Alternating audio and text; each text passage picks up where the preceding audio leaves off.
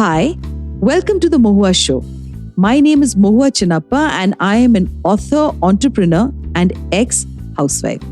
This podcast is about everything from business to technology to arts to lifestyle, but done and spoken ईमानदारी से. Hi, in today's episode, we have with us Dr. Harshali Singh. She's a member judge at the Consumer Forum, an author, a poet, academician, an occupational therapist, and a painter. My God, so many feathers under the hat.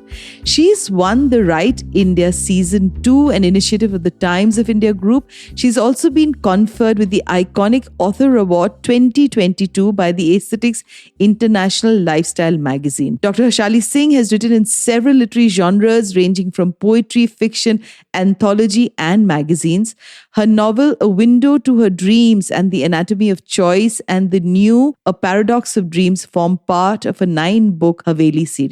Welcome Harshali in today's episode. So सबसे पहले मुझे ये सवाल पूछना है, आप जज हो और ऑथर हो, ये दोनों roles, how do you play these two roles together? Hi, Mohua, and I'm really glad to be part of your podcast. It's a pleasure, and it's always a pleasure to talk to you. To quickly answer your question, first of all, thank you for that lovely introduction. And to answer your question, I think the writing and the fact that I'm in the judiciary have a very symbiotic kind of relationship because I think they play into each other. Inevitably, and even as a woman, I think we absorb a lot from our surroundings. We are empathetic that way. It's a proven fact, researched and proven by science, that women are more emotionally viable than any other species. And so I think inevitably, somewhere or the other, we do absorb a lot from our surroundings. And I think creative writing has given me that opportunity and that playground to put whatever I feel and the questions I have, things I want to explore on paper and bring them to, to fruition, or to try to find some impact, or try to find my kind of people who maybe share the same kind of questions or look at life in a similar manner, who are trying to explore their own psyche and the psyche of society as we live in today. So I think both these professions kind of play into each other, because judiciary is again a role which is very, it is based on a lot of engagement, a lot of interaction. You meet a lot of people, and somewhere or the other, you absorb their energies. And, you see so much angst around you. You see how people are suffering. And you want to find out the reason that why you are, or people are in that space that they are. And probably my writing is also very cathartic, because it inevitably is also a way out to kind of find a way out of the rigmarole that we are in currently.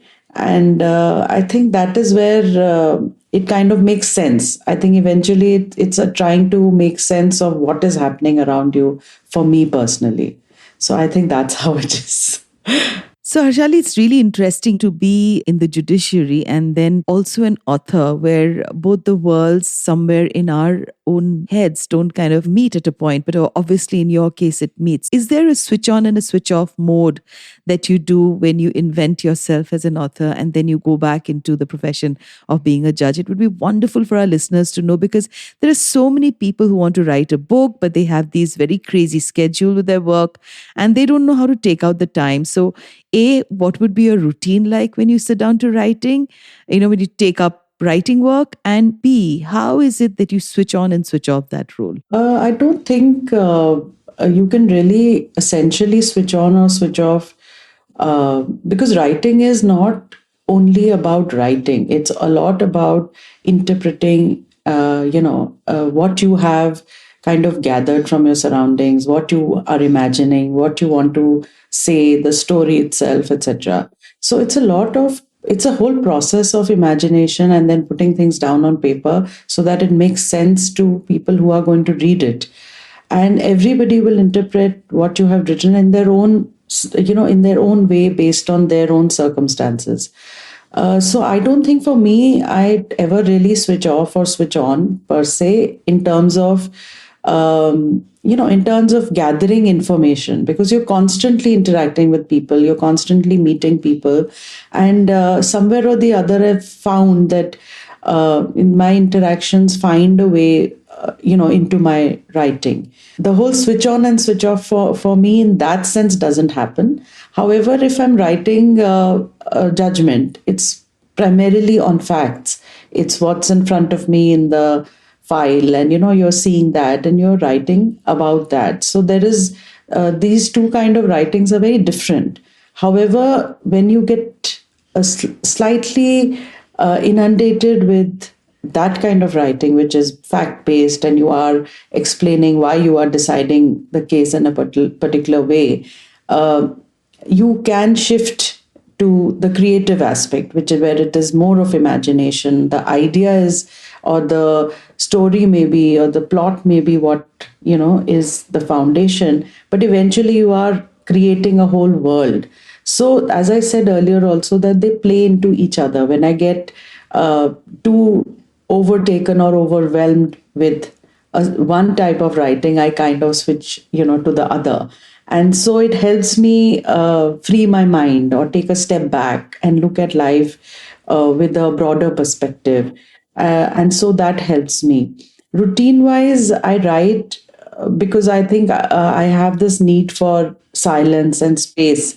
So I can't write in a coffee shop like as I see a lot of people do, and more power to them. But for me, I need my space, I need my silence. So I usually all my writing is done, once the house is quiet. I can't do it while doing something else because I'm not connected to the story in that sense. However, there are times, there are moments when something will strike, or a new idea will strike, or a way to tell the story may strike, and then I'll jot it down somewhere. Or now with smartphones, we can easily keep an audio note.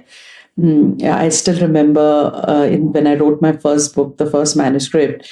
By all my these very interesting ideas and how to create a unique plot twist or things like that will come when I'm either just falling asleep or just waking up in that twilight area, and I wouldn't remember the next day. So I got into the habit of kind of shaking my husband awake. Remember this because I'll ask you this tomorrow morning. So the poor fellow was literally like my external hard drive. This has become a long-standing joke between the people who know about it. But now, of course, I've evolved and I use my phone or a small notepad that I keep in my bag at all times to kind of jot down or save something if something strikes and I want to explore that more, or I want to put that on paper. So, besides that, otherwise, see, as I always say, that writing is like how we learn how to drive. You have to learn the rules first and then you can break them. Well, not when it comes to driving, but certainly when it comes to writing. Once you have the discipline, if you need to sit and write every day, you can. Then you can kind of take it easy and write when you have the time, because we're all struggling with time in any case. And multitasking has somehow become our middle name. Not that it is by choice, but it is by need, that we need to multitask, and so we do.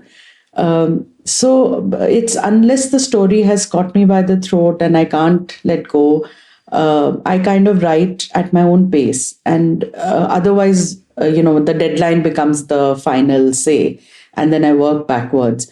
But if there is no deadline per se, and I'm writing or I'm plotting the next book or I'm researching, then I just let myself go, take my time.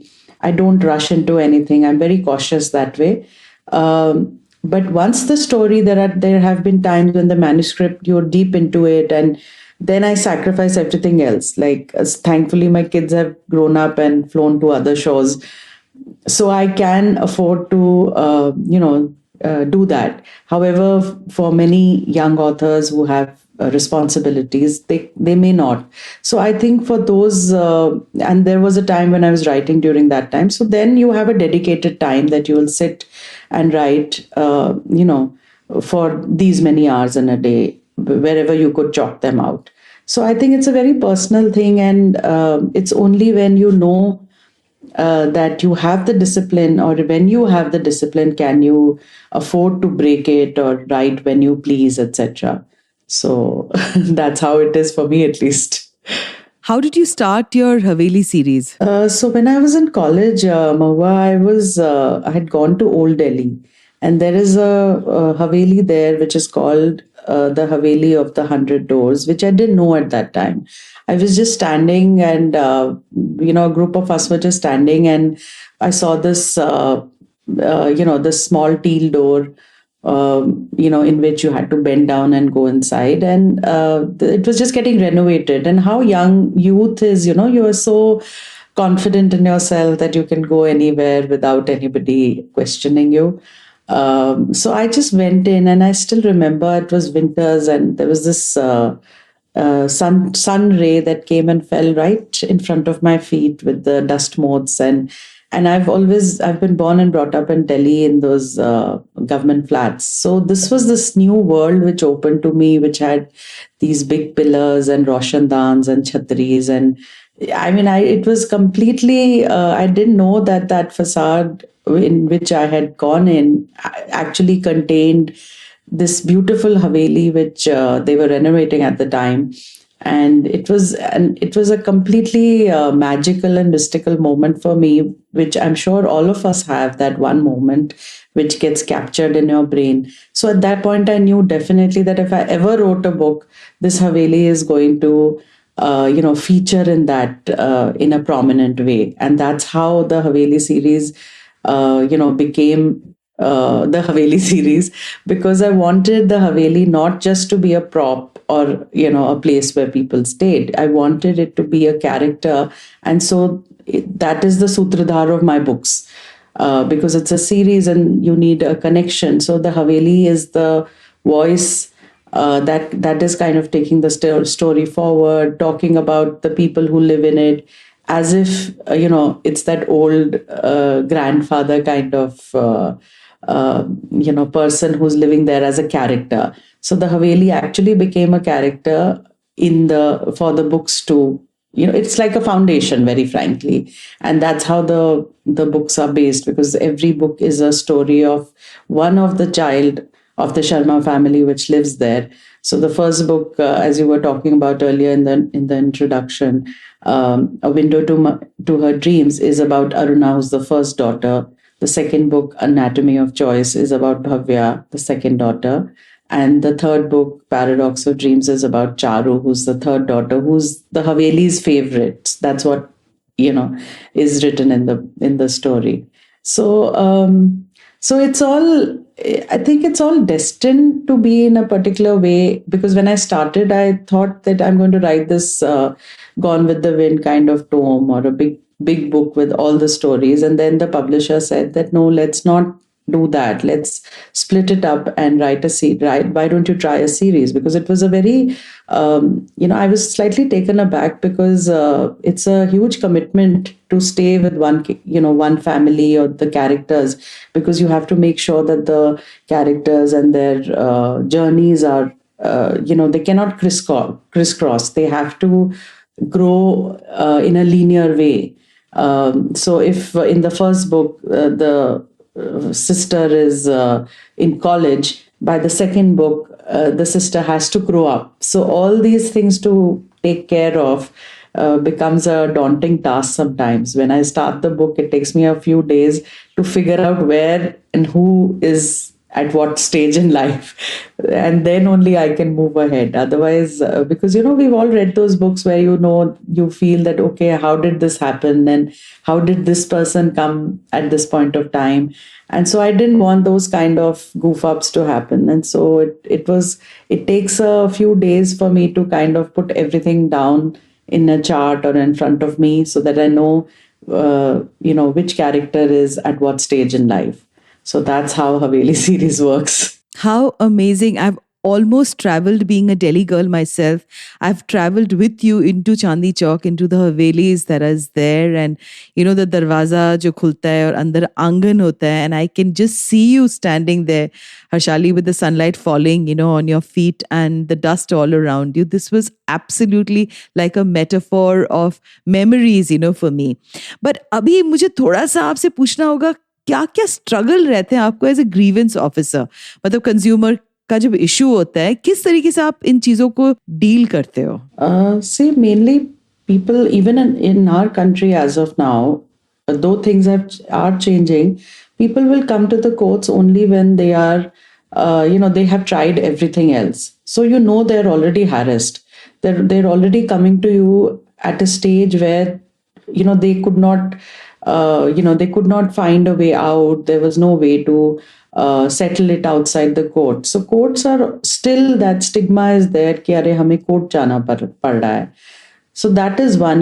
They're coming with the mindset कि this is the last bastion and मेरे को यहीं पे justice मिल सकता है. So and it's a consumer forum wherein though we are we are looking after the consumers, but we have to be equally aware that the other party has to be given full hearing, and for them to understand that, for both the parties to understand that we are here for justice here. We are not here only for the consumer or only for the other party. So that comes initially. And people see, what has happened is, as soon as you pay money, you are a consumer. So now most of the civil litigation has shifted to consumer forums because it's a summary trial and बहुत ज़्यादा पैसा नहीं लगता आने के लिए. The court fee is not that much. You don't need an advocate. You can come on your own. So it's a more interactive, engaging place to be in. When the law was set up, it was a very product-based law. But now we have everything from property to medical negligence. We have, we have insurance, we have financial institutions, we have everything. I mean, anything you can think of, from buying a cooker to taking a loan of crores. You can, you approach a consumer forum in case you are in trouble. So the difficulty comes when people come with that mindset ki, oh, we can just say anything, do anything, when they will not keep that decorum which is required. Since it's a 3 judges panel, there is a lot of coordination, synchronization that is required, and that again you need a little bit of working out the teams, etc. So as far as being a woman in a essentially male-dominated arena of work, there are other issues that you come across as where people will come with the thought that, oh, what would she know? And, so you need to keep proving yourself. You need to be very sure of what you're saying, because more than for yourself, is my experience is that more than myself, I can take responsibility only for myself. And so here I will talk only about myself, that when I'm sitting on a chair and I'm talking to somebody in that capacity, I don't want to come across as someone who is very flippant. I want to be serious. I don't want to be, I don't want to say anything which is half-baked. So I have to be very, very cautious and careful when I am sitting on that chair, because I represent not only myself, but also the successive generations which are going to come behind me. I have opened the door. Now I have to hold it open for other people to walk in, and especially women and girls who want to take up the profession, but don't, due to several reasons that are there, that, who's going to keep proving yourself every day. And you do have to prove yourself every day that you are better than, anybody else, or you are sure of what you're saying, you know your job. You have to be absolutely on your toes, which you should be also. If you're getting paid for something, if you are getting paid to, work, then you have to give your output. So you cannot be lax about it, I feel.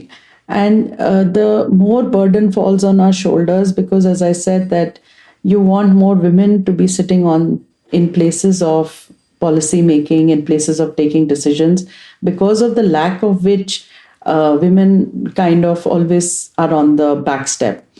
And so for me, the main problem is this, that we have fewer, the representation is lesser, and which I feel that though more women are, wanting to come in, there are separate seats for women, and they are being given that kind of, but it's still less. I feel it should be a lot more. We should demand for more women to be in policy making spaces, so that the law can be looked at from that point of view as well, because right now the law is it has been ordained by men.